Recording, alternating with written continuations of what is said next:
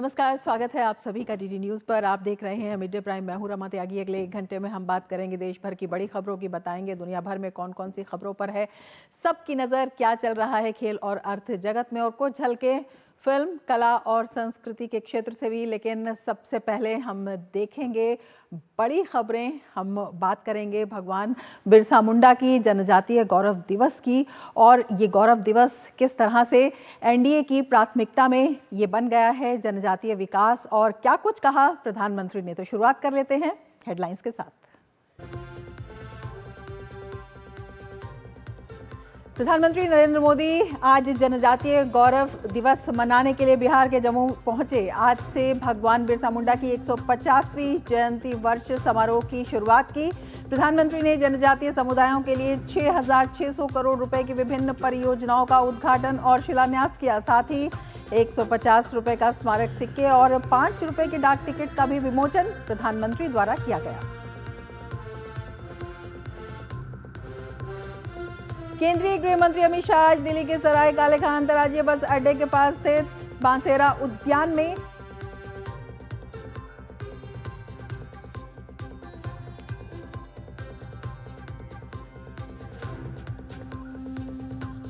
जनजातीय दिवस मनाने के लिए पहुंचे। विशेष कार्यक्रम किया गया आयोजित।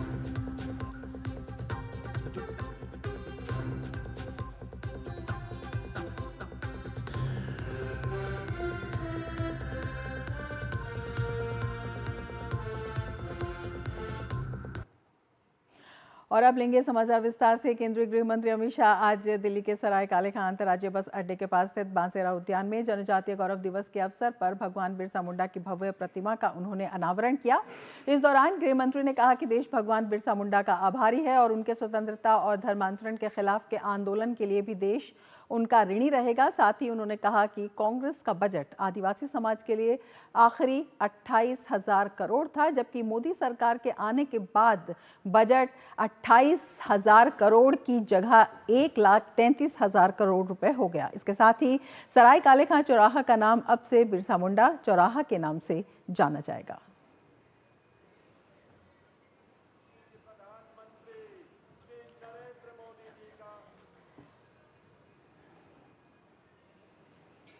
तो प्रधानमंत्री नरेंद्र मोदी, उन्होंने कहा कि जिनको किसी ने नहीं पूछा मोदी उनको पूछता है। जनजातीय गौरव दिवस। और पीएम ने यह भी कहा कि दशकों तक आदिवासी समाज मूल सुविधाओं से वंचित रहा।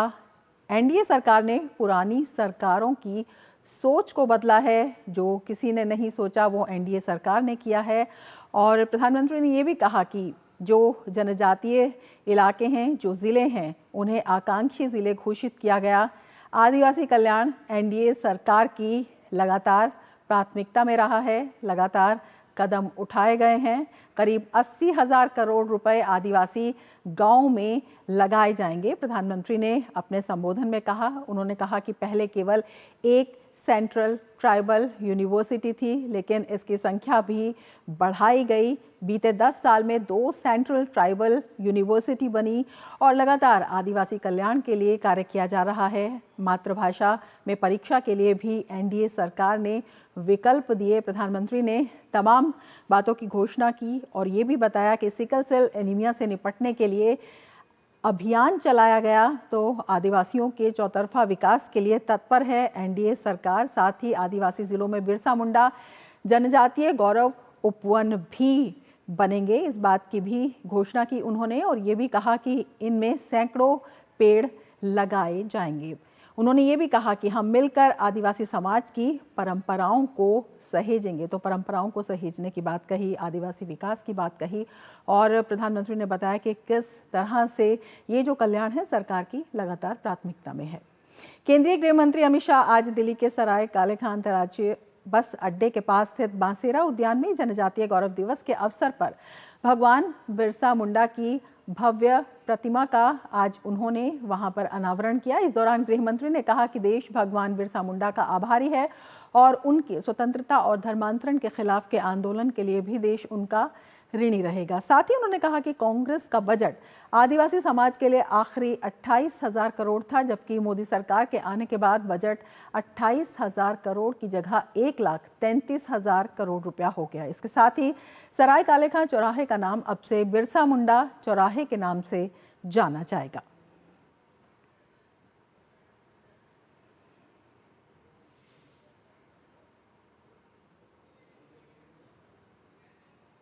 आज मनोहर लाल जी ने ये चौराहे का नाम भगवान बिरसा मुंडा चौराहा कर दिया है। ये भी बहुत अभिनंदनीय है। मैं मनोहर जी को बहुत बहुत साधुवाद देता हूं। और जो भव्य मूर्ति आज यहां बांसेरा के शुरुआत में दरवाजे पर लगाई गई है, वो मूर्ति कई सालों तक भगवान बिरसा मुंडा का संदेश हमें याद दिलाएगी।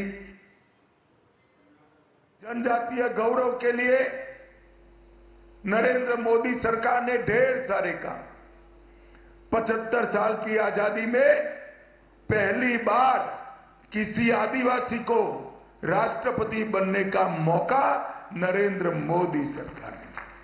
कांग्रेस सरकार का अंतिम बजट, इसमें जनजातियों के विकास के लिए 28,000 करोड़ था।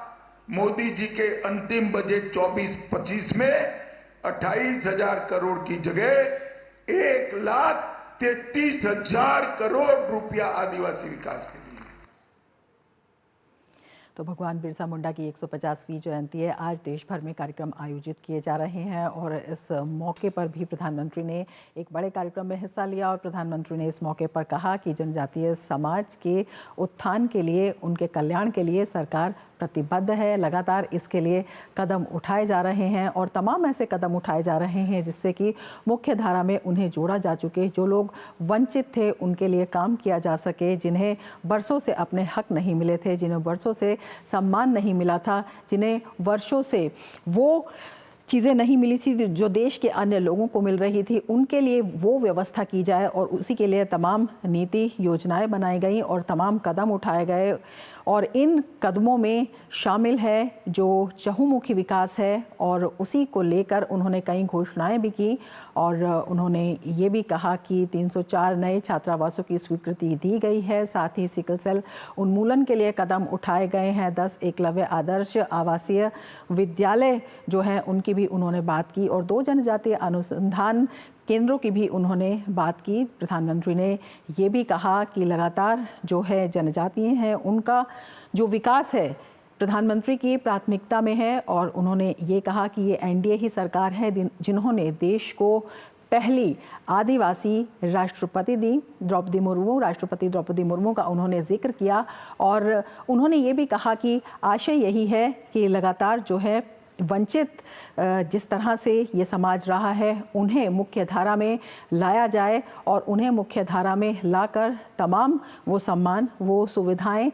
दी जाएं जिनके कि वो हकदार हैं और जिसके बारे में जो पुरानी सरकारें थीं उन्होंने नहीं सोचा। और इसीलिए भगवान बिरसा मुंडा की 150वीं जयंती पर उन्होंने कई घोषणाएं भी की और ये बात भी इस मायने में ध्यान देने योग्य है कि पहली बार भगवान बिरसा मुंडा का जो जयंती है उस पर जो ये समारोहों की शुरुआत है 2021 में एनडीए सरकार ने ही की। प्रधानमंत्री मोदी के नेतृत्व में प्रधानमंत्री मोदी ने जो है आज एक स्मारक सिक्का भी जारी किया और काफ़ी योजनाएं हैं जिनकी घोषणा उन्होंने की। प्रधानमंत्री मोदी ने ये कहा कि जिन्हें कोई नहीं पूछता है उन्हें मोदी पूछता है। तो अपने आप में प्रधानमंत्री का ये जो वक्तव्य है दिखाता है कि किस तरह से जो जनजातीय विकास है वो सरकार के प्रधानमंत्री के फोकस में है और उसको लेकर प्रधानमंत्री ने लगातार काम किया है। और प्रधानमंत्री नरेंद्र मोदी आज जनजातीय गौरव दिवस मनाने के लिए बिहार के जमुई पहुंचे। आज से भगवान बिरसा मुंडा की 150वीं जयंती वर्ष समारोह की शुरुआत की। प्रधानमंत्री ने जनजातीय समुदायों के लिए 6,600 करोड़ रुपए की विभिन्न परियोजनाओं का उद्घाटन और शिलान्यास भी किया और उसके साथ ही 150 रुपए का स्मारक सिक्का और 5 रुपए के डाक टिकट का भी विमोचन प्रधानमंत्री के द्वारा किया गया। प्रधानमंत्री ने इस मौके पर बताया कि किस तरह से जो जनजातीय कल्याण है उसके लिए जो बजट है उसको लगातार बढ़ाया गया और लगातार वो काम किए गए जो किसी ने सोचे भी नहीं थे। और हमारे साथ खास मेहमान जुड़े हुए हैं इसी पर चर्चा के लिए। वरिष्ठ पत्रकार रामकृपाल सिंह जी हमारे साथ जुड़े हुए हैं। रामकृपाल सिंह जी, स्वागत है आपका हमारे इस कार्यक्रम में। सबसे पहला सवाल आपसे यही और सबसे पहले प्रतिक्रिया भी आपकी यही, प्रधानमंत्री का आज जो संबोधन सुना उसमें स्नेह भी था, उसमें जो वर्षों से नहीं किया गया इस समाज के लिए पीड़ा भी थी, और किस तरह से प्रधानमंत्री जो है लगातार इस पर फोकस कर रहे हैं ये भी दिखाई देता है जब प्रधानमंत्री ने ये कहा कि जिन्हें कोई नहीं पूछता मोदी उन्हें पूछता है। इसमें कोई दो राय नहीं है और जो मोदी जी ने कहा है वो जमीनी सच है, सच्चाई है। और भारत के जो अत्यंत पिछड़े हुए गरीब लोग रहे हैं उनके घरों में, उनके जीवन में जो खुशहाली आई है, जिस तरह से वो कोई किसी कहने की बात नहीं है, खुद महसूस कर रहे हैं लोग। और आप देखिए तो दूसरे भी इस बात को, जो मोदी के विरोधी हैं वो भी दबी जबान तो मानते ही हैं इस बात को। जब से 2014 से ही देखिए मोदी जी ने हमेशा गांधी जी की उस बात का हमेशा ख्याल रखा कि अनटू दिस लास्ट, यानी उस अंतिम व्यक्ति को जो समाज के निचले पायदान पे खड़ा है उसके जीवन में क्या बदलाव आता है, वहीं से समाज में बदलाव का आकलन करना चाहिए। और आप देखिए चाहे वो घर देने की बात हो गरीबों को, चाहे बिजली पहुंचाने की बात हो, जाहिर सी बात है कि सबसे ज्यादा जो पिछड़े हुए आदिवासी तबकों के लोग रहे उनको सबसे ज्यादा लाभ उन्हीं को मिला है, क्योंकि वही ज्यादा वंचित रहे हैं। सबसे जो निचले तबके का है उसी के पास इन चीजों की समस्या थी, न उनके पास रहने का पक्का मकान था, न घर, न उनके शौचालय थे। तो जितना भी काम मोदी जी ने जो ये किया कि शौचालय देना, बिजली देना, मकान देना, एक छत देना, तो जाहिर सी बात है कि उन्होंने बिल्कुल निचले हिस्से पर जो मूलभूत सुविधाएं हैं जिससे लोग वंचित रहे इतने सालों तक, उनको बैंक तक ले जाना। आप सोचिए कि इंदिरा जी ने बैंकों का राष्ट्रीयकरण किया था इसलिए कि जो गरीब से गरीब तबका है, आदिवासी है, उसका बैंक तक ले जाया जाए। वो काम नहीं हुआ, वो काम मोदी जी ने किया। बैंकों में सबके खाते खुलवाए, उनको बैंक तक किया, मकान दिया, जितनी भी सारी चीजें रही। और आप ये देखिए, जिसको लोग बहुत कम ध्यान देते हैं, कभी भी राष्ट्रीय पुरस्कारों में कभी आप देखते थे कि नंगे पैर गांव की एक आदिवासी महिला आती है और उसको पद्मश्री मिलता है? ये बदलाव मोदी जी ने शुरू किया। सिर्फ उनके केवल ये नहीं कि आर्थिक बदलाव, आर्थिक, सामाजिक, सांस्कृतिक, जिसको कहते हैं तीनों तरह का, एक उनके एम्पावर करने की उनकी पूरी हमेशा से कोशिश रही। और उन्होंने पता करते थे कि कोई एक सुदूर गांव में कोई एक महिला अपना श्रम करके जो कोई मजदूरी का काम करती है, वो गांव में बचा बचा करके शौचालय बनवा रही थी। तो ऐसे ऐसे लोगों को उन्होंने बुला करके राष्ट्रपति भवन में पुरस्कृत किया। यानी एक जो हमारे यहाँ कल्चर बन गया था कि पद्म पुरस्कार बड़े संभ्रांत तबकों तक ही जाता था, उसको वो गरीब की झोपड़ी तक लेके गए, वहां से आए। तो आज जैसे आज बिरसा मुंडा जी के वो सती समारोह पर जो कुछ भी वो कह रहे हैं बिल्कुल सच है। आप देखिए आज इसको पूरा वर्ल्ड बैंक ने भी माना है, IMF ने माना है कि 25 करोड़ लोग गरीबी रेखा से ऊपर आए हैं। जाहिर सी बात है यही जो समाज के आदिवासी, पिछड़े वो तबके के, दलित, उन्हीं का उत्थान हुआ है। वो 25 करोड़ जो रहे होंगे, जाहिर सी बात है जो पॉवर्टी लाइन के नीचे हैं यही समाज के लोग थे। तो अब उनकी जिंदगी में, और एक उसी समाज की एक महिला आज भारत की राष्ट्रपति हैं, आप देखिए किसी आदिवासी महिला को भारत के राष्ट्रपति पद पर, यह भी उनकी सोच को जताता है कि उनके मन में कितना था कि इस तबके का जो भारत के पिछड़े हैं लोग हैं। इतने नहीं, स्थान भी देखिए, उन्होंने यह नहीं देखा कि दिल्ली और उसके आसपास का जो इलाका होता है सुदूर, उन्होंने पहली बार कहा कि हमारा जो अंतिम गांव नहीं, पहला गांव है। तो आप देखिए ना, दूर नॉर्थ ईस्ट से लेकर के पूरे जहां जहां, चाहे वो क्षेत्रीय स्तर पर हो, उन्होंने हमेशा देखा कि जो पिछड़े इलाके हैं उनको आगे लाइए, उनका सम्मान बढ़ाइए, और जो समाज का शोषित वंचित तबका है उसके जीवन में जो भी उसकी मूलभूत आवश्यकताएं हैं, वो आवश्यकताएं यही होती हैं: स्वास्थ्य, शिक्षा, मकान, जो भी चीजें ये थी, शुद्धता में शौचालय। तो मैं तो एक लाइन में कहता हूं कि इज्जत घर से रसोई घर, ये दो जो चीजें होती हैं, मोदी जी ने इज्जत घर से रसोई घर तक की सारा उनका ख्याल रखा। और जिस तरह से उस समाज को आज जितना वो, चाहे मीडिया में हो, चाहे आप देखिए प्रिंट मीडिया में हो, इलेक्ट्रॉनिक मीडिया में हो, कहीं भी आज जितनी चर्चा इस समाज को लेकर के, इसके उत्थान को लेकर के होती है, उन्होंने एक पूरा उनको जो है, जैसे मैं कहता हूं कि वो बिल्कुल एक कहते हैं परामर्श के केंद्र में बना दिया उसको।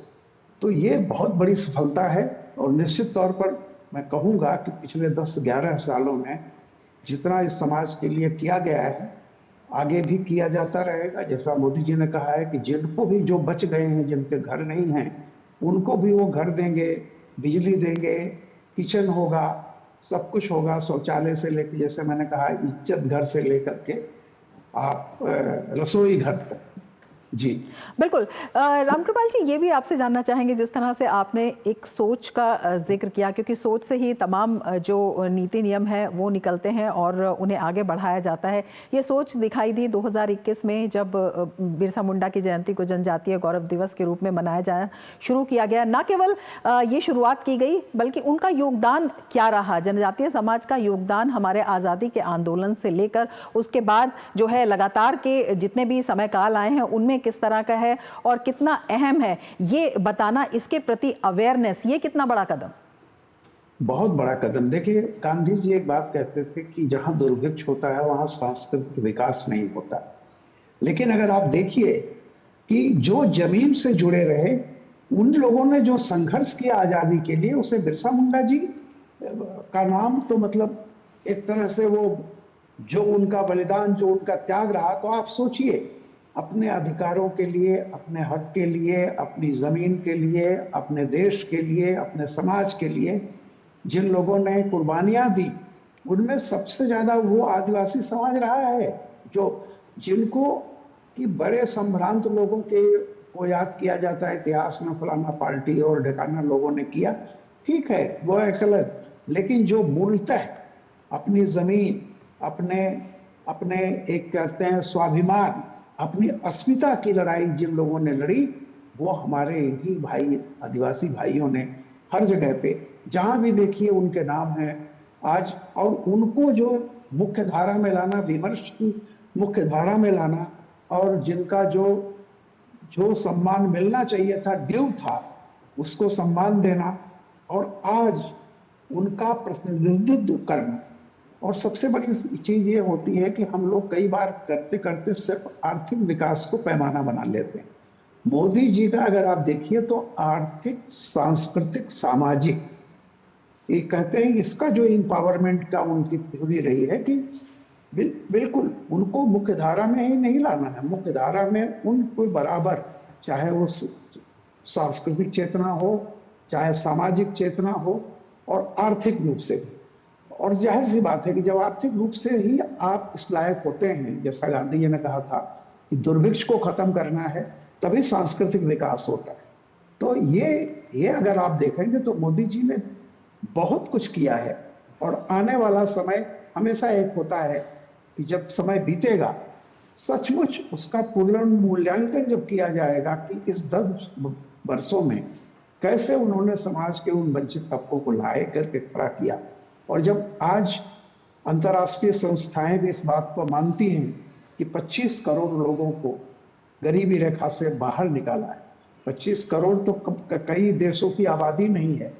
तो आप समझ लीजिए कि हमारा पड़ोसी पाकिस्तान 23 करोड़ का देश है, उससे ज्यादा मतलब हमारे पिछड़े तबके के जो लोग थे, और जाहिर सी बात है जब हम पिछड़ा और कहते हैं तो उसमें आदिवासी समाज का एक बहुत बड़ी संख्या है। तो इसीलिए आप देखिए कि मोदी जी का जो सफलता भी रही है, उन बहुसंख्यक लोग मोदी जी की सफलता से लाभान्वित हुए हैं। इसीलिए वो थर्ड टर्म, कोई इस देश में थर्ड टर्म जीतेगा तो जाहिर सी बात है वो मासेस के सपोर्ट से जीतेगा, क्लासेस के सपोर्ट से। जी, बहुत महत्वपूर्ण बात आपने कही है, और जिस तरह से आपने बताया कि इस बात का जो भविष्य में जो है मूल्यांकन भी होगा, कई सवाल जो हैं वो अभी भी खड़े होते हैं कि इससे पहले जो है ये क्यों नहीं सोचा गया। जिस तरह के कदम अब उठाए जा रहे हैं, 2014 से पहले लंबे समय तक जो सरकारें रहीं उन्होंने इस दिशा में क्या किया, और प्रधानमंत्री मोदी ने अपने संबोधन में भी आज कहा कि कई सरकारें ऐसी रहीं जिन्होंने आदिवासी योगदान को बिल्कुल मिटाने की ही कोशिश की। निश्चित रूप से देखिए, होता यह है कि सबसे बड़ी, और मुझे तो ताज्जुब यह होता है कि जो गांधी जी का लोग नाम लेते हैं, और गांधी जी का पहला ही यही था कि सबसे गरीब, आप देखिए गांधी जी ने अपने जीवन काल में कंस्ट्रक्टिव एंगेजमेंट करते थे। वो उनका एक नारा था कि चलो रचनात्मक कार्यों में लगो, यानी आंदोलन करते करते अचानक उन लोगों से कहते थे कि चलो मलिन बस्तियों में चलो, नालियां साफ करो, सफाई करो, उन लोगों के बीच में रहो जो बिल्कुल समाज से वंचित तबका है। तो उस गांधी जी के जब स्वराज मिला आया तो सबसे बड़ी प्रायोरिटी अगर होनी चाहिए तो यही होनी चाहिए थी कि जो सबसे निचला तबका है शुरुआत वहां से करो। लेकिन राजनीति अपने ढंग से होती है, अपने लोग वो उनकी प्रायोरिटी में नहीं रहे। गांधी जी की प्रायोरिटी में थे, लेकिन सरकार की प्रायोरिटी में वो तबका नहीं रहा। और वो तबका ऐसा था कि चुपचाप एक गांधी जी के नाम पे वो दे दिया करता था, सारी चीजें थी। उसको लगता था कि जैसा एक होता है, एक गीत की पंक्ति है कि दुनिया में तेरी पीर का या तकदीर का मारा हूं। तो ये बहुत सारे लोग बेचारे जो बैठे हुए थे निचले पायदान, सबसे तकदीर है, गरीबी को लेकर के उन्होंने मान लिया था कि अभिशाप है हमारे लिए और हम अभिशप्त हैं। उस चीज को तोड़ा मोदी जी ने। और मैं ये नहीं कहूंगा कि पहले कुछ उससे नहीं हुई, लेकिन जिस तरह से होनी चाहिए थी, जैसे मैंने उदाहरण एक दिया ये कि अगर आजादी के 70 साल बाद भी आदिवासी बैंक न जा सके और महाजन से सूद लेकर के जीवन भर, जिसका मतलब सूद को, वो सूदखोरी के जाल में फंसा रहे, ये होता था। तो जब इन्होंने कहा कि नहीं, भारत के उस तमाम तबके को हम बैंक खाता खुलवाएंगे, तो जाहिर सी बात है जिनका नया पहली बार खाता खुला, इसका मतलब है उनके खाते पहले नहीं खुले थे। दोबारा तो नहीं खुलवाया मोदी जी ने, ये जितने भी आए नए आए, इसका मतलब 70 साल से उनको देश के जो वित्तीय संस्थान है मूल धारा में लाने की कोई इस तरह की कोशिश नहीं की गई। बिल्कुल, सुनने में और देखने में जितना सुखद और सरल लगता है उतना ही बड़ा चैलेंजिंग भी ये काम रहा होगा। और कितनी बड़ी राजनीतिक इच्छा शक्ति इसमें दिखाई देती है, जब आपने स्वयं भी कहा कि पहली बार कोई आदिवासी राष्ट्रपति देश को मिली है, महिला हैं, एक महिला का जिक्र किया जिन्होंने सम्मान लिया। तो जो समुदाय जो है अपनी जो बेसिक ज़रूरतें हैं उनसे भी वंचित था, वहाँ पर अब जो है एक विश्वास उनके अंदर जगाना कि न केवल मुख्य धारा में बल्कि जो बड़े पद हैं वो उनके भी हकदार हैं और वो उन्हें मिलेगा। तो इसके लिए कितनी बड़ी राजनीतिक इच्छा शक्ति जो है प्रधानमंत्री मोदी के नेतृत्व में दिखाई देती है। देखिए रमा जी, मैं एक बात बताऊँ, जैसे जब मोदी जी ने कहा कि बैंकों से सबको जोड़ो, तब बैंक के अधिकारियों ने हाथ खड़े कर दिए कि कैसे होगा ये, और मोदी जी ने डेडलाइन दी कि इतने दिनों में इस काम को करना है। तो अब आप सोच लीजिए कि मानसिकता भी क्या थी कि लोग सोचते थे कि तो असंभव है, लेकिन उस असंभव को मोदी जी ने कहा आप शुरू करो, जो दिक्कत आएगी देखेंगे हम, लेकिन आप करो। उन्हीं लोगों ने जो इसको मानते थे कि यह बड़ा असंभव सा कार्य है, बहुत नहीं संभव हो सकता, उसको उन्होंने संभव कर दिखाया। तो एक तो ये होता है कि हमेशा लीडरशिप की क्वालिटी ये है कि आप एक चीज तय करो और उसके लिए फिर लोगों को लीड करो और बढ़ाओ सबका। वही ब्यूरोक्रेसी थी, वही सब कुछ था। उसी से देखिए आज इतने सबके बैंक अकाउंट हो गए और उन अकाउंट में सब ये तो पब्लिक डोमेन में है कि कितना करोड़ रुपए उनके बैंक अकाउंट में हैं। और उसके बाद जो और भी जो चीजें रही लाभ का उनका।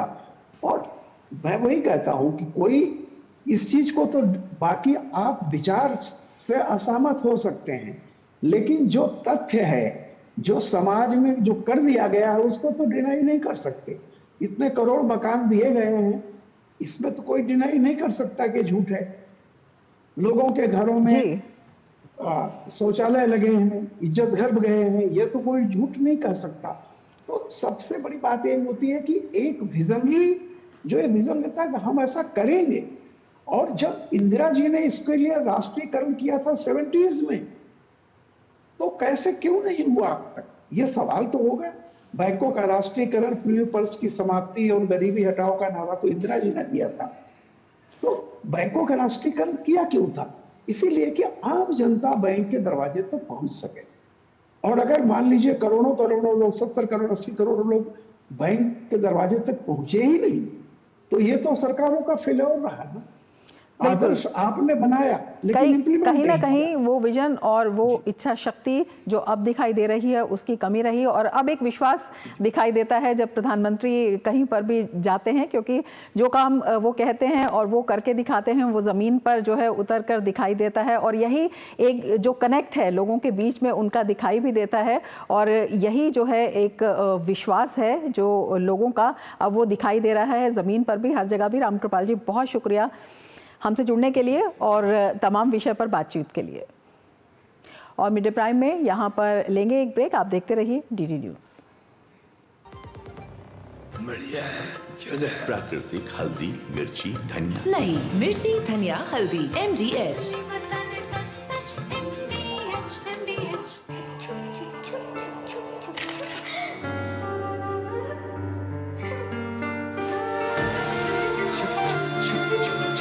आ जाओ। Yes papa. जिंदगी किसी के लिए नहीं रुकती, हम भी आपको कहाँ रुकने देंगे। जिंदगी के हर मोड़ पर LIC है तो इंश्योर्ड है। LIC, हर पल आपके साथ। Happy birthday my dear. अरे ये क्या ऐप से लोन? मेरी नई स्कूटी के लिए। ओए बनो सयानी, नहीं तो पैसों पे फिर जाएगा पानी। मतलब?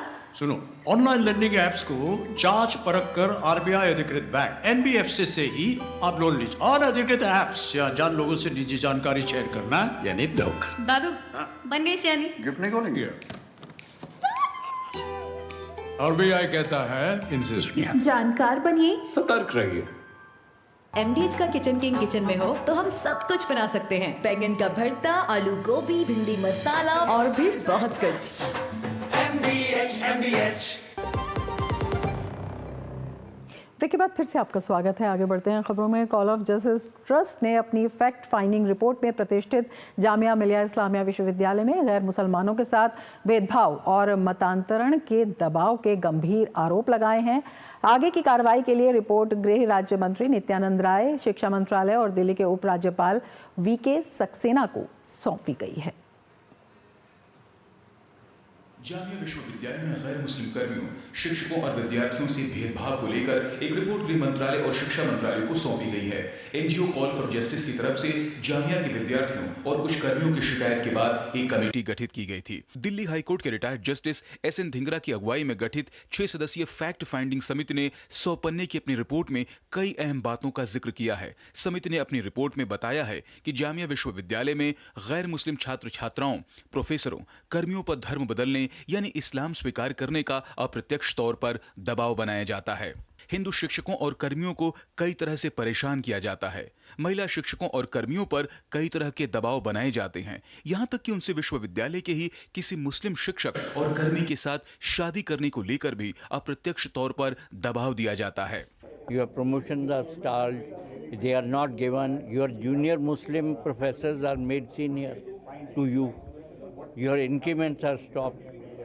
You see, due date of promotion, from that date it is not given. एक प्रोफेसर ने तो ट्विटर पे लिख दिया कि मैं ऐसे सभी छात्रों को फेल कर दूंगा। एक ने कहा कि भैया इस्लाम नहीं अपनाओगे तो पीएचडी पूरी नहीं होगी। जो मेरे एविडेंस में है, गैर मुस्लिम छात्रों की संख्या इसलिए कम हो रही है कि वहाँ का एटमॉस्फेयर होस्टाइल होता जा रहा है गैर मुस्लिम के प्रति।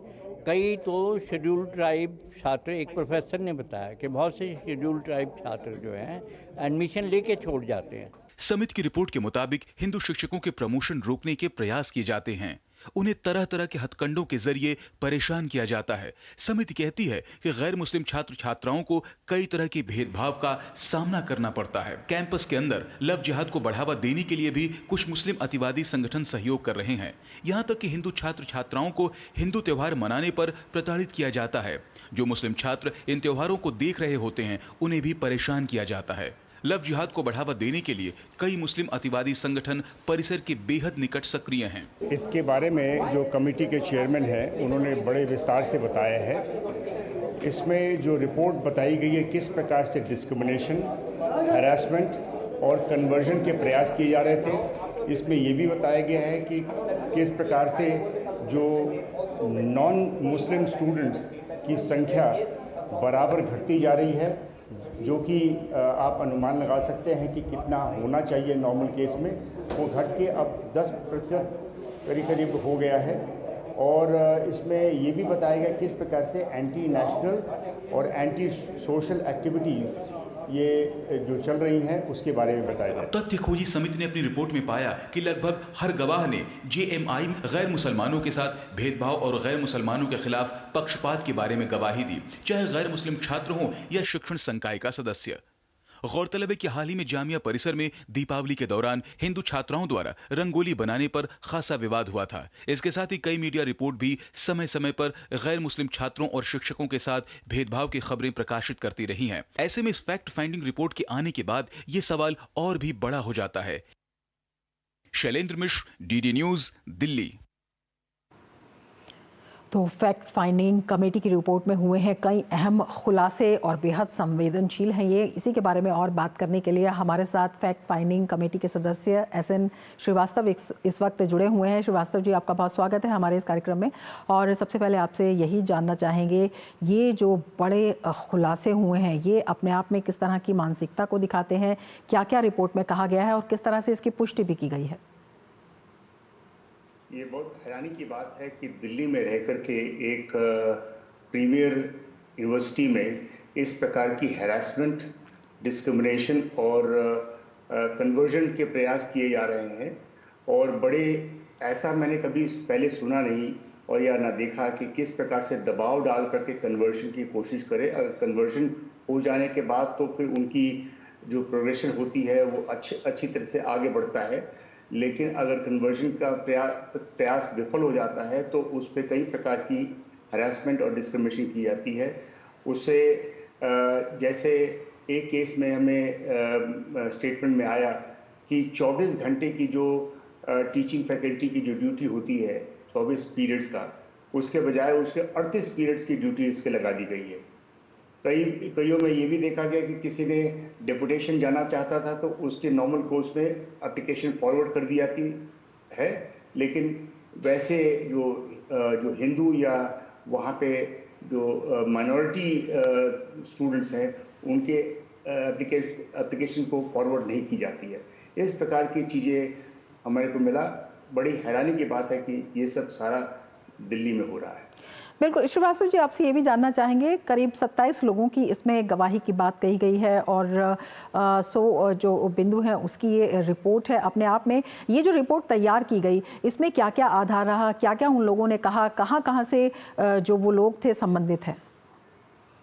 ये जो सारे जो 27 हैं इन्होंने खुद वॉलंटियर किया कमेटी के सामने आने के लिए।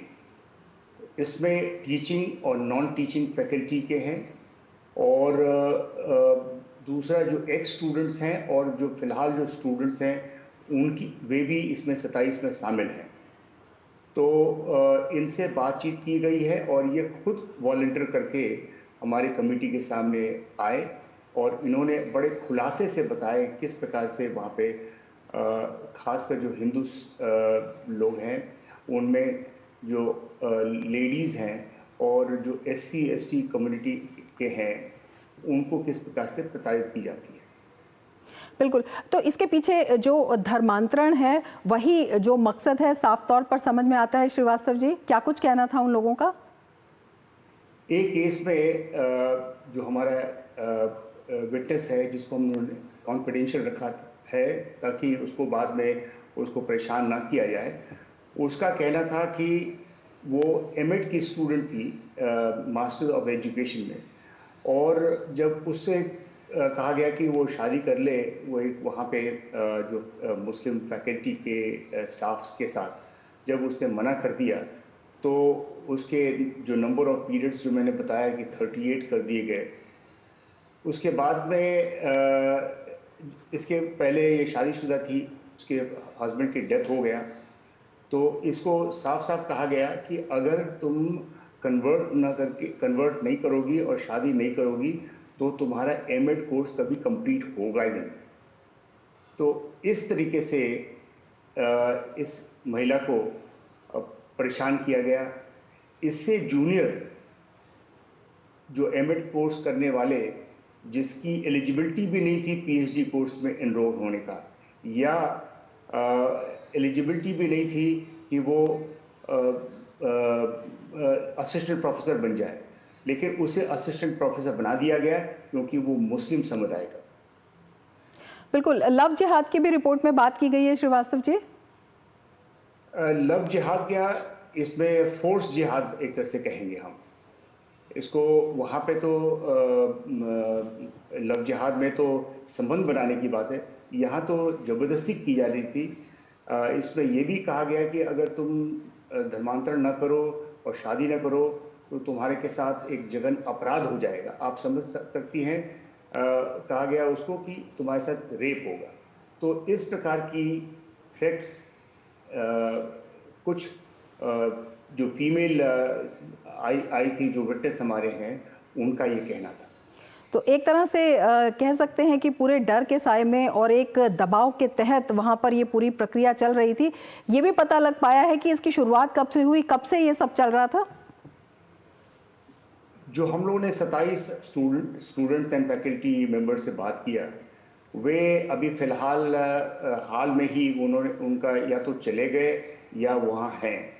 तो पाया गया कि उन्होंने जो घटनाएं बताई हैं 2005 के बाद की घटनाएं बताई हैं, और उन्होंने इन्हीं सब चीज़ों पे बोला। एक चीज़ और मैं बताना चाहता हूँ कि पहले 2011 के पहले जो नंबर ऑफ माइनॉरिटी स्टूडेंट्स यानी हिंदू स्टूडेंट्स हों, सिख स्टूडेंट्स हों, क्रिश्चियन स्टूडेंट्स हों, उनकी संख्या मेजॉरिटी होती थी। लेकिन 2011 के बाद जब इसे माइनॉरिटी इंस्टीट्यूशन डिक्लेयर कर दिया गया तो जिस प्रकार का वहाँ माहौल है, बहुत ही डिस्करेजिंग एटमॉस्फेयर है, उसमें ये संख्या घटते घटते अब करीब 10% रह गया है या उससे भी कम हो गया है।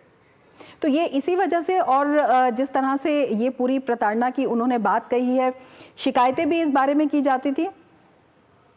शिकायतें की जाती थी। उन्होंने कहा कि वे जो यूनिवर्सिटी के ऑफिशियल्स हैं, सीनियर ऑफिशियल्स हैं, उनसे शिकायत किया, लेकिन जहां वे खुद ही इसमें मिले जुले हैं तो ऐसे शिकायतों को क्या सुनेंगे। कुछ ऐसे भी पता चला कि वो पुलिस के पास भी गए तो उनको वहाँ भी एक अच्छा रिस्पांस नहीं मिला और लगातार जो दबाव है। आपने जब ये रिपोर्ट सौंपी है तो इसमें किस तरह की आपने भी उम्मीद जताई है? क्या कुछ आप चाहते हैं इस बारे में होना चाहिए? क्या कुछ आपने कहा है? कुछ आश्वासन आपको मिला है? देखिए, इसमें तो डिसीजन तो सरकार के जो अभी अधिकारी हैं उनको लेना है, होम मिनिस्ट्री को या मिनिस्ट्री ऑफ ह्यूमन रिसोर्सेज को, लेफ्टिनेंट गवर्नर को, उनको डिसीजन लेना है। लेकिन हमारी यही होगी कि वहाँ पे एक फेयर प्ले हो। माइनॉरिटी इंस्टीट्यूशन उसे डिक्लेयर कर दिया गया है, लेकिन सरकार के द्वारा जो पूरी फंडिंग है, तो जो गवर्नमेंट के जो रूल्स हैं रिगार्डिंग रिजर्वेशन के बारे में, जो शेड्यूल कास्ट मेंबर्स के जो रिजर्वेशन के बारे में जो रूल्स हैं वो फॉलो होना चाहिए। टोटल मेरिट पे काम होना चाहिए और यूनिवर्सिटी में ऐसा एटमॉस्फेयर हो जो सभी के लिए एनकरेजिंग होना चाहिए, पॉजिटिव एटमॉस्फेयर होना चाहिए।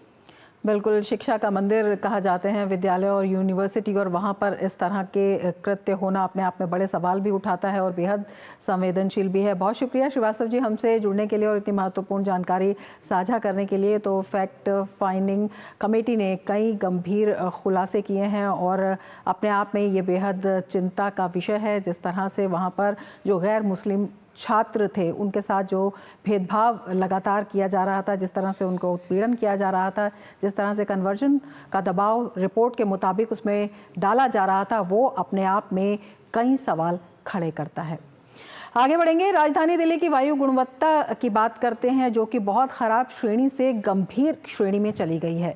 यही वजह है कि वायु गुणवत्ता प्रबंधन आयोग ने ग्रेडेड रिस्पांस एक्शन प्लान के चरण 3 को आज से लागू करने का फैसला किया है। आज सुबह के AQI की बात की जाए तो जहांगीरपुर इलाके में ये 458 दर्ज किया गया, वहीं अंतर्राष्ट्रीय हवाई अड्डे के पास AQI का स्तर 446, मुंडका इलाके में ये स्तर 449 और पंजाबी बाग में 443 दर्ज हुआ। राजधानी के वजीरपुर और बवाना इलाके में AQI 455 दर्ज हुआ।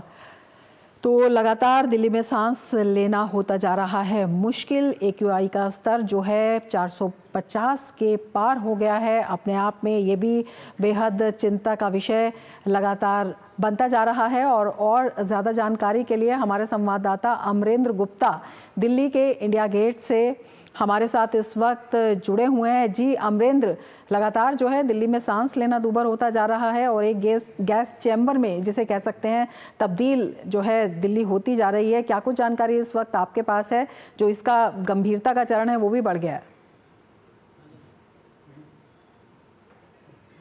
रमा, इस समय राजधानी दिल्ली देश का सबसे नंबर 1 प्रदूषित शहर बन गया है और अगर विश्व स्तर पे बात करें तो दिल्ली जो है पूरे विश्व में नंबर 2 की पॉल्यूटेड सिटी के तौर पे आज रजिस्टर्ड हुआ है, क्योंकि जो दिल्ली में जो वायु प्रदूषण की गुणवत्ता है वो लगातार बेहद गंभीर स्थिति में पहुंच चुकी है और अब ये ग्रेड 3 आज से लागू किया गया है, यानी कि जो दिल्ली में वायु गुणवत्ता है वो 450 के आसपास दर्ज की गई है और ये बेहद ये गंभीर स्थिति है, क्योंकि पिछले काफ़ी दिनों से अगर देखें तो पिछले लंबे समय से लगातार दिल्ली में वायु गुणवत्ता जो सूचकांक है उसमें खासी गिरावट देखी जा रही है और वायु गुणवत्ता सूचकांक की गिरावट होने से दिल्ली में अभी तक ग्रेड 2 लागू था, लेकिन अब जब आज से ग्रेड 3 लागू हुआ है तो लोगों को खासी दिक्कतों का सामना करना पड़ा है। सबसे पहले मैं इस समय इंडिया गेट और कर्तव्य पथ की तस्वीर दिखाना चाहूंगा। समझना चाहेंगे किन स्थितियों में देखिए ग्रेड 3 में डाला जाता है। जी रमा, देखिए जो ग्रेड 3 है उसकी वजह यह है कि लगातार जब वायु गुणवत्ता है 200 से और 300 के बीच में होती है तो ग्रेड 1 लागू किया जाता है, 301 से और 400 के बीच में होती है तो राजधानी में ग्रेड 2 लागू किया जाता है और 401 से और 450 के बीच में अगर ये वायु गुणवत्ता सूचकांक पहुंच जाए तो ग्रेड 3 लागू किया जाता है और 450, 451 से 500 के बीच में अंतिम स्तर जो वायु गुणवत्ता का है वो ग्रेड 4 का है, यानी कि बेहद ही संकट और गंभीर स्थिति में राजधानी दिल्ली है। और इसको लेकर जो प्रदूषण विभाग है उन्होंने कल एक बेहद ही गंभीर एक अहम बैठक की और आज भी एक बैठक की गई, जिसके बाद जो दिल्ली में जो है कुछ सख्ती बरतने के निर्देश जारी किए गए। ऐसे में जो सबसे बड़ी बात यह है कि इस मौसम में सबसे ज़्यादा जो इफेक्ट होता है वो छोटे छोटे मासूम बच्चों को और बुजुर्गों को होता है। तो आज जो है दिल्ली सरकार ने एक आदेश पारित किया है जिसमें बच्चों के जो स्कूल हैं प्राइमरी लेवल पे यानी कक्षा 5 तक के जो स्कूल हैं उनको बंद कर दिया गया है। उनको निर्देश जारी किया गया है कि वो आज से ऑनलाइन क्लासेस की ओर मूव करें, यानी कि अब ऑनलाइन क्लासेस क्लास 5 के जो बच्चे हैं 5वीं तक के वो पढ़ेंगे। लेकिन अभी भी बड़ा ये सवाल है कि 6वीं से लेकर और 12वीं तक के जो विद्यार्थी हैं जो लगातार सुबह अपने कॉलेज को जा रहे हैं, स्कूलों में जा रहे हैं, उनके सामने सांसों का संकट है। और जो दूसरी गंभीर समस्या है वो बुजुर्गों के लिए है, जो ऑलरेडी बीमार हैं, जिनका इलाज चल रहा है, वो लगातार बीमार हो रहे हैं, रिकवर नहीं हो रहे हैं। और एक बड़ी संख्या आप देखिए तो राजधानी दिल्ली के राम मनोहर लोहिया अस्पताल में जो पॉल्यूशन क्लिनिक बनाया गया है, उसमें अगर आप देखेंगे तो उसमें सबसे ज़्यादा 2 केस रजिस्टर्ड हो रहे हैं अभी, वो बुजुर्गों के हो रहे हैं और बच्चों के हो रहे हैं। क्योंकि जो बुजुर्ग सांस लेने में जिनको दिक्कत है, जिनकी उम्र ज़्यादा है, वो रिकवर नहीं कर पा रहे हैं। उनको डॉक्टरों ने खास एडवाइस जारी की है कि वो लोग घर से कम निकलें, मॉर्निंग वॉक ना करें, जो दवाइयां हैं और जो उनके सांस लेने के जो पंप्स हैं उनका इस्तेमाल करें। और इसी तरह के जो पेरेंट्स हैं उनको भी ये गाइडलाइन दिए गए कि आपके जो बच्चे स्कूल जा रहे हैं, बाहर जा रहे हैं, उनको मास्क लगाएं। तो ये बेहद ही गंभीर स्थिति में राजधानी दिल्ली बना हुआ है। और ऐसे में एक बड़ा सवाल बार बार खड़ा होता है कि आखिर क्या वजह है कि पिछले खासे सालों से, अगर देखें पिछले कई सालों से राजधानी दिल्ली की इस मौसम में आके यही तस्वीर होती है और दिल्ली जो है गैस के चैम्बर में तब्दील हो जाता है। आप बता रहे हैं कि जो एहतियातन जो कदम उठाने के निर्देश जारी किए गए हैं वो भी कहीं ना कहीं जो हैं उतने कंप्लीट नहीं है। और ये जो बड़ा सवाल आप उठा रहे हैं, क्योंकि लगातार इस बारे में जो है तमाम जगहों पर ये सवाल भी उठ रहा है और इस बारे में खबर भी आ रही है, लगातार इस बारे में सवाल भी उठाए जाते रहे हैं, लेकिन स्थिति जस की तस क्यों है? क्यों ऐसे उपाय नहीं किए गए कि इस स्थिति को कम से कम नियंत्रण में तो लाया जा पाए फौरी तौर पर? रमा, एक बेहद गंभीर सवाल है और ये सवाल लगातार दिल्ली की जनता भी दिल्ली की सरकार से पूछ रही है कि आखिर क्या वजह है कि अभी तक जो राजधानी दिल्ली, क्योंकि दिल्ली एक राजधानी है जहां देश दुनिया के लोग आते हैं और भारत की छवि को लेकर आगे बढ़ते हैं। और जो जहां मैं खड़ा हूं, अगर बात करूं इंडिया गेट की और कर्तव्य पथ की, तो यहाँ तो आपको सुबह और शाम एक बड़ी संख्या में टूरिस्ट मिलेंगे, आपको नेशनल और इंटरनेशनल टूरिस्ट मिलेंगे। और अभी जब मेरे कुछ इंटरनेशनल जो टूरिस्ट हैं, जो कोलंबिया से कुछ लोग थे, उनसे बात की, उन्होंने खुद मुझसे आके कहा कि अभी पॉल्यूशन की स्थिति यह है और हमें सांस लेने में दिक्कत हो रही है। लेकिन जिस तरह से जो प्रावधान किए जाने चाहिए उसको लेकर दिल्ली सरकार कभी भी गंभीर नहीं आई। उन्होंने हमेशा जो है काम की जगह उन्होंने आरोप प्रत्यारोप की राजनीति की। और अभी अगर आप देखें पीछे दिनों में, अगर थोड़ा मैं लेके जाऊं, तो दिल्ली में दिवाली से पहले और दिवाली के बाद पटाखे खूब जले। रोक के बावजूद ही सुप्रीम कोर्ट ने दिल्ली सरकार को फटकार लगाई कि पटाखे जले। उससे पहले पराली की, और पराली की जब बात आती है तो दिल्ली सरकार साफ साफ अपने हाथ खड़े कर देती है। वो कहती है कि साहब हरियाणा से पराली जल रही है। और दूसरी चीज जो है, उत्तर प्रदेश से जो सीएनजी जो बसेज हैं वो आके पॉल्यूशन कर रही हैं। लेकिन अभी तक ठोस उपाय नहीं किए गए। ऐसे कुछ इनिशिएटिव जरूर लिए गए हैं, ये कहना लाजमी होगा। लापरवाही है और पंजाब जिम्मेदारी से बचना जो है ये साफ तौर पर दिखाता है। बहुत शुक्रिया अमरेंद्र तमाम जानकारी के लिए। और देश भर में आज कार्तिक पूर्णिमा मनाई जा रही है। देश के अलग अलग धार्मिक स्थलों पर भी कार्तिक पूर्णिमा के अवसर पर विशेष स्नान और पूजा अर्चना की जा रही है। इसके साथ ही आज गुरु नानक देव जी का प्रकाश पर्व भी मनाया जा रहा है। गुरुद्वारों में विशेष कीर्तन और सत्संग आयोजित हो रहे हैं। इस बारे में सिखों के पहले गुरु नानक देव जी का 555वां प्रकटोत्सव मनाया जा रहा है।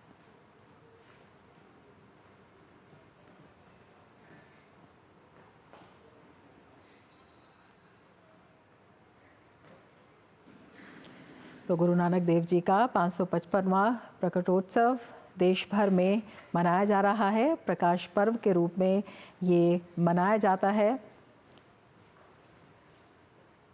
और कार्तिक पूर्णिमा के अवसर पर पूरे देश भर में अलग अलग शहरों में गंगा घाटों पर श्रद्धालुओं की भारी भीड़ नजर आई। श्रद्धालु गंगा स्नान कर पुण्य और मोक्ष की कामना लिए दूर दूर से गंगा स्नान के लिए आए हुए हैं।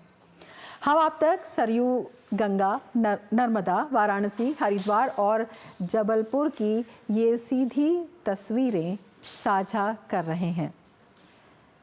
तो भक्ति, विश्वास और श्रद्धा में डूबी हुई और इसी श्रद्धा की डुबकी लगाते हुए लोग ये दृश्य देश भर के जो घाट हैं उनसे दिखाए जा रहे हैं। और अब बात करेंगे काशी की। काशी की भव्य देव दीपावली आज मनाई जाएगी और सभी 84 घाटों को 17 लाख दियों से रोशन किया जाएगा। इस बार घाटों को सजाने वाले दिए महिला सशक्तिकरण को समर्पित होंगे और काशी के घाटों पर प्रतिष्ठित दिवंगत उद्योगपति रतन टाटा को श्रद्धांजलि भी दी जाएगी। इसके अलावा गंगा द्वार और चेतसिंह घाट पर लेजर शो और शानदार आतिशबाजी का भी आयोजन किया जाएगा। इस बार देव दीपावली पर पिछले साल की तुलना में ज्यादा पर्यटकों के आने की उम्मीद है और होटलों और नावों की बुकिंग फुल हो चुकी है। देव दीपावली प्रतिवर्ष कार्तिक पूर्णिमा पर मनाई जाती है। ये दिन राक्षस त्रिपुरासुर पर भगवान शिव की जीत के उपलक्ष्य में मनाया जाता है। और वाराणसी से हमारे संवाददाता हरिकेश बहादुर सिंह हमारे साथ इस वक्त जुड़े हुए हैं और ज़्यादा जानकारी के साथ। हरिकेश जी, सबसे पहले यही पूछना चाहेंगे किस तरह की तैयारी है और किस तरह से वहाँ पर उत्साह, उमंग, श्रद्धा, भक्ति सभी संयुक्त रूप में देखा जा रहा है? रमा, जैसा कि आपने बताया कि त्रिपुरासुर पर जो विजय प्राप्त की थी भगवान शिव ने, उसको मनाने के लिए देवता उतर आए थे काशी में। और जो देव दीपावली का स्वरूप है, चूंकि वो चाहे शैव हो चाहे वैष्णव हो, दोनों ही इस कार्तिक पूर्णिमा को मनाते हैं। जैसा कि आपने बताया कि गुरु नानक जी का जन्म जयंती भी है, तो पूरे देश में जो गुरु नानक देव से जुड़े श्रद्धालु हैं वो लोग मना रहे हैं। कार्तिक पूर्णिमा का जो सनातन है, हिंदू धर्म है, उसमें शैव चाहे वैष्णव दोनों के लिए महात्म्य है। चूंकि शैव जो है वो भगवान शिव की त्रिपुरासुर पर जो विजय है उसका उल्लास मनाते हैं, तो वहीं जो वैष्णव है वो भगवान विष्णु का मत्स्य अवतार जो आज के ही दिन कार्तिक पूर्णिमा के दिन ही था उसका उल्लास मनाते हैं। क्योंकि नदी में, जैसा कि आप नाम ले रही थी, सरयू, गंगा और नर्मदा, नदी में स्नान का, पवित्र स्नान का एक महत्व है। तो आज सुबह यहाँ काशी में भी बहुत दूर दूर से आए लोगों ने स्नान लिया, पवित्र डुबकी लगाई। और काशी का जो देव दीपावली का प्रचार प्रसार है, आप कह सकती हैं महात्म्य तो है ही, लेकिन प्रचार प्रसार है वो आप कह सकती हैं विश्व स्तर पे पहुंच गया है। क्योंकि जो प्रधानमंत्री हैं देश के और यहाँ के सांसद, उन्होंने देव दीपावली पर जो लोगों को, चाहे सोशल मीडिया हो चाहे खुद आकर जो देव दीपावली के बारे में प्रचार प्रसार किया है, उसका असर हर बार जब देव दीपावली आती है तो यहाँ देखने को मिलता है कि जो पर्यटकों की संख्या है, चाहे वो देश के हो चाहे विदेशियों के हो, उनकी संख्या में भारी वृद्धि हो रही है। यहाँ पर आपको कोई भी होटल, गेस्ट हाउस, लॉज खाली नहीं मिलेगा जिसमें कि आपको पर्यटक न दिखाई दे। इसके अलावा जो नाव है, बजरे हैं, क्रूज है, वो सब लगभग 1 महीने पहले ही बुक हो जाते हैं। क्योंकि जो जैसा आप जिक्र कर रही थी कि 84 घाट हैं, 17 लाख दियों से देव दीपावली मनाई जाएगी, तो इस उल्लास को, इस उत्साह को, इस दीप की दीपावली है,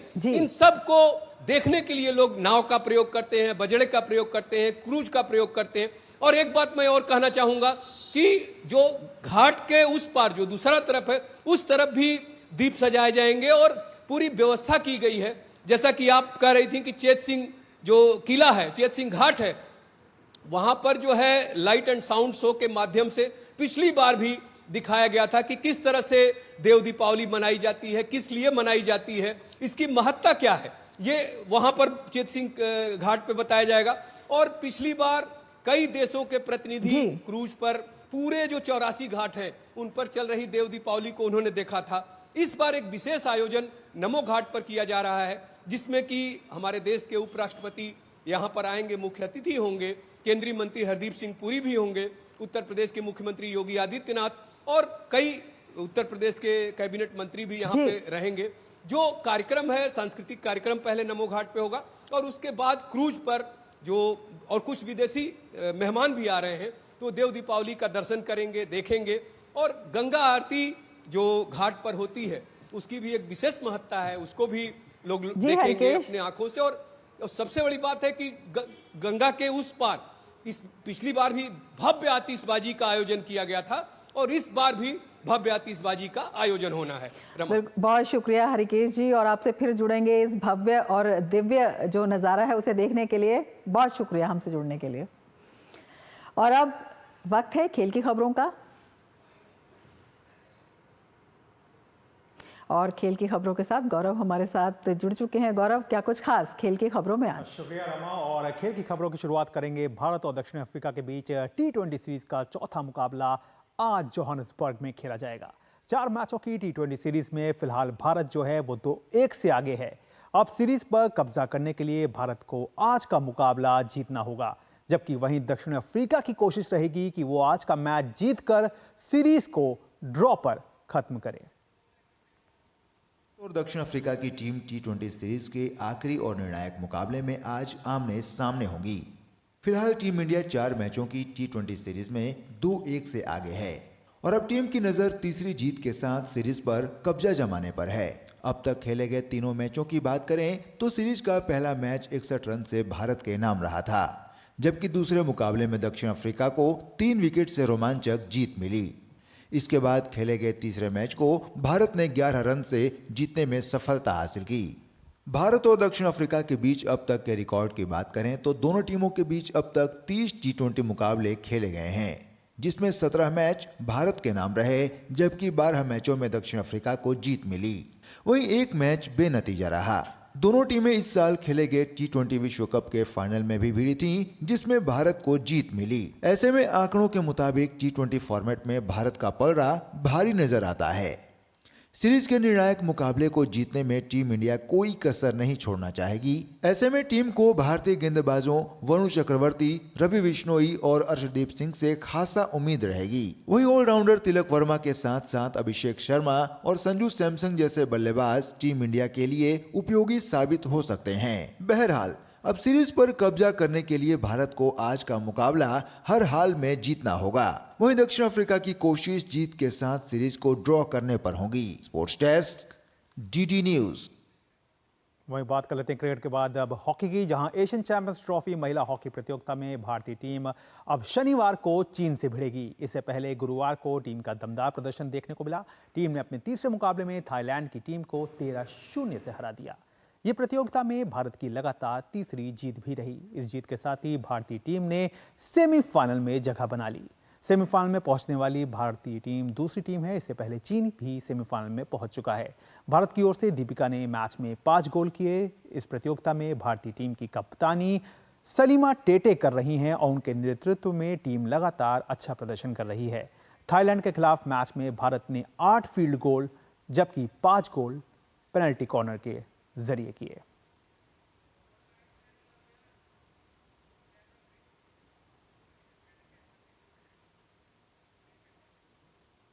तो एक बड़ा मुकाबला जो है वो यहां पर आज देखने को मिलेगा, जहां पे क्रिकेट में कहीं ना कहीं T20 सीरीज जो है वो सूर्य कुमार यादव की कप्तानी में टीम इंडिया जो है वो जीतना चाहेगी और दक्षिण अफ्रीका में इतिहास रचना चाहेगी। तो रमा, ये थी खेल जगत से जुड़ी हुई तमाम बड़ी खबरें। वापस एक बार फिर से धन्यवाद गौरव तमाम खबरों की जानकारी के लिए।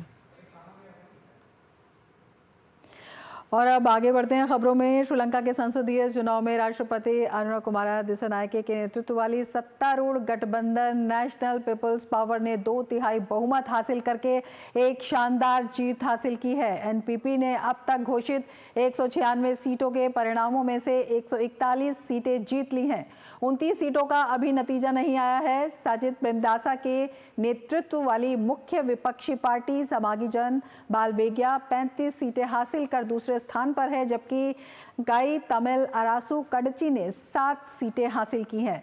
नेशनल पीपल्स पावर गठबंधन ने 22 निर्वाचन क्षेत्रों से 21 पर कब्जा कर लिया है, जिससे उन्हें 61% से अधिक वोट मिले हैं। गठबंधन ने 1978 के संवैधानिक सुधारों के बाद किसी भी पार्टी द्वारा संसदीय चुनाव में सीटों और वोट शेयर के मामले में अब तक का सर्वश्रेष्ठ प्रदर्शन दर्ज किया है।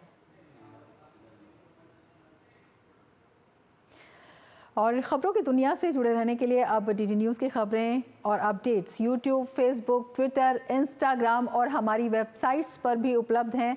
आप इन्हें फॉलो कर सकते हैं और सब्सक्राइब कर सकते हैं। इसके साथ ही मीडिया प्राइम में फिलहाल इतना ही। दीजिए इजाजत, नमस्कार।